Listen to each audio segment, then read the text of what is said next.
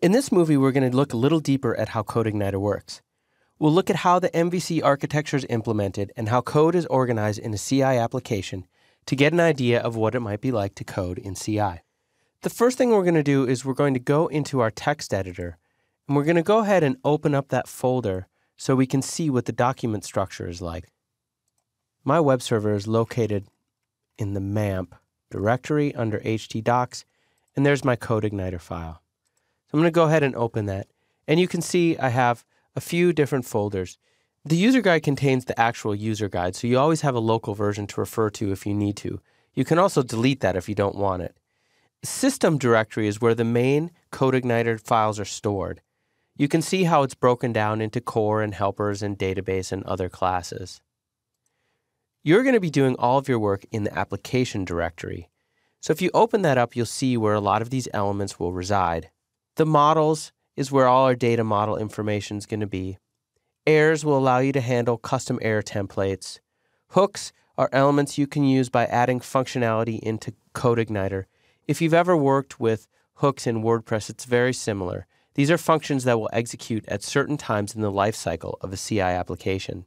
We also have a place to write your own helpers and libraries, and there's of course a configuration class that's going to be how you configure most of your application.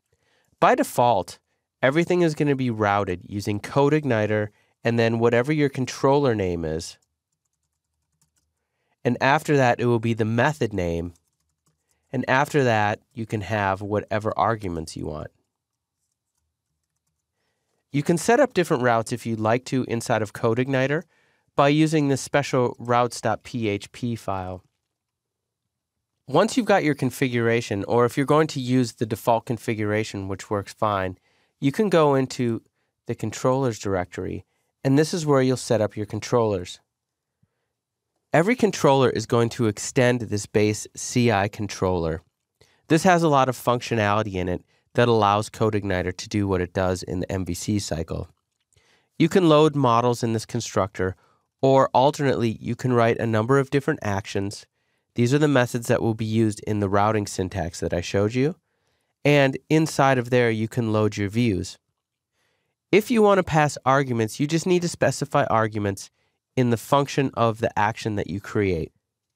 Unlike in other frameworks, where the view might load all the rest of the other view elements, if you want to break up your view and have a header and a footer, you're going to load those directly using the thisLoadView method. So if you had a header, you'd want to load that before your welcome message, and if you had a footer, you'd load it afterwards. The final thing to look at is the view and how it's rendered. And you can see this one refers to the view of welcome message. That's going to look in the views directory and grab welcomemessage.php.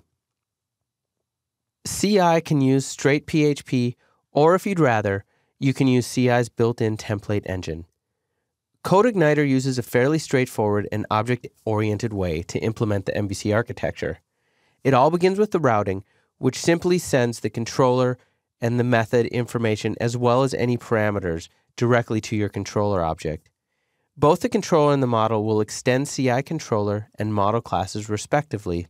Then lastly, you can write your view in simple PHP or the template engine. Next, we're going to discuss where you can take it from here if you'd like to learn more about CodeIgniter.